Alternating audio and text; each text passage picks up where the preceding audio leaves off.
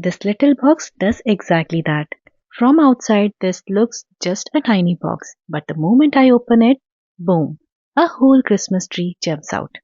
Well, today I'm going to show you how to create this magical surprise box step by step, and trust me, it's much easier than it looks. If you are new here, hi, I am Crafter Sabaa, and if you already know me, welcome back. I am using Deck the Halls paper collection from Graphic 45. Now let's start the making process. For creating this box, we need three pieces, which is part A, B, and part C. Let's start with part A. First of all, I took a cardstock which measures 23 by 20 centimeter.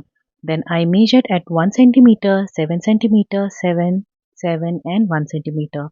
I marked at both the end of paper and draw a straight line. After that, I am going to turn my paper and mark from the other side. The measurements are 1 centimeter, 7 centimeter, 4 centimeter and 1 centimeter. Now 20 centimeter side just kept 1.5 centimeter of gap at the center part of this page.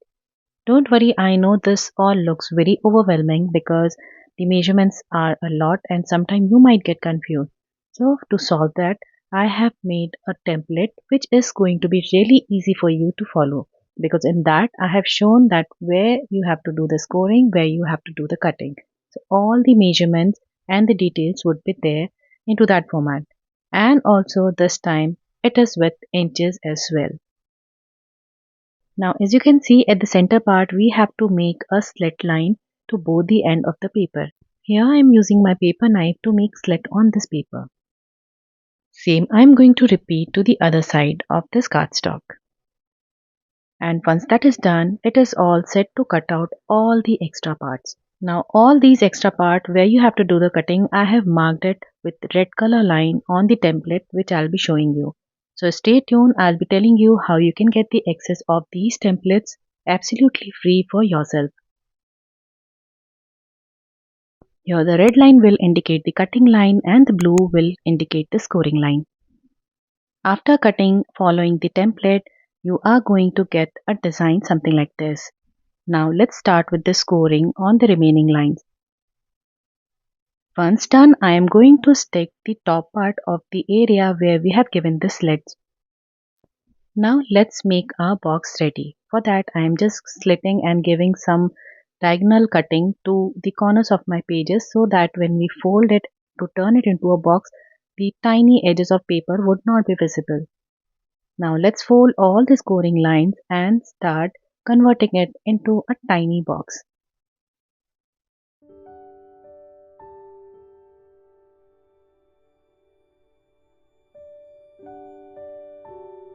I am using glue here to stick all my flaps together. However, if you are comfortable with tacky tape, you can go ahead with that. Now let's stick all these flaps together, making sure that it aligns properly.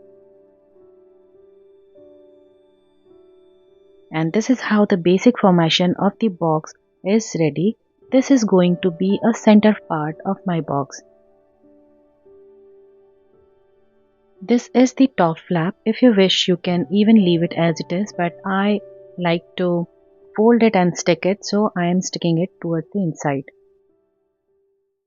Let's start with part C first because it is quite easy to do. I am going to take a strip which measures 21 by 2.8 centimeter and will score it at 1 centimeter to both the ends. Now it is all set to use. Let's start with part B. Here I took my cardstock which measures 12.8 by 18.3 centimeter. I am going to mark it as per the measurements mentioned on the screen. Make sure you mark at both the ends so that once you draw a line, you are going to get a straight line. Now I turn my cardstock and mark to the other side of the page.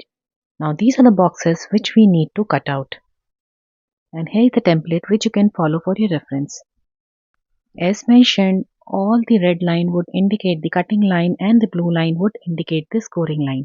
All these templates which you can see on the screen, I am going to put it into the description box, from where you can download it and use it for yourself. So as per the feedback from my previous few videos, this time I have added the centimeter and inches, both the measurements on the template, And this is definitely going to help many of you. Do tell me your feedback on that. Once you're done with all the cutting part, we need to score all these lines and then fold it. Now let's do the sticking part of this design. So I am going to apply glue as you can see on the screen. And now let's start folding it.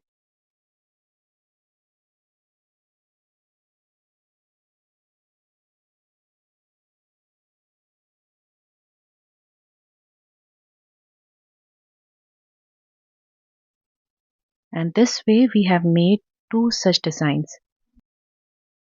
Now it's time to do the assembling and the decoration of this box.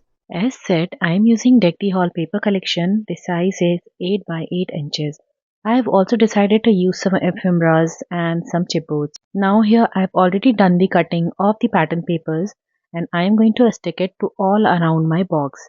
I have also stuck the pattern paper to the inside part of the box. The same way I have decorated the part B and part C using the pattern paper. To assemble this box, these are the two flaps. So first of all, I'll take my part A and part B and I will fix it as you can see on the screen. Now the flap which is there on top, we are aligned it and stick it to the base of part A. The same way I have added the second piece and this is how the box is looking now.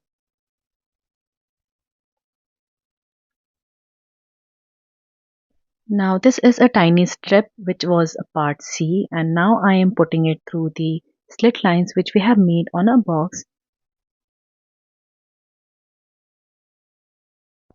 It should look something like this. Here the basic structure of my box is ready. Now I fold this 1 centimeter of folded line and I am going to stick it here. I am using glue here because I trust more on glue rather than a tacky tape because it usually comes out.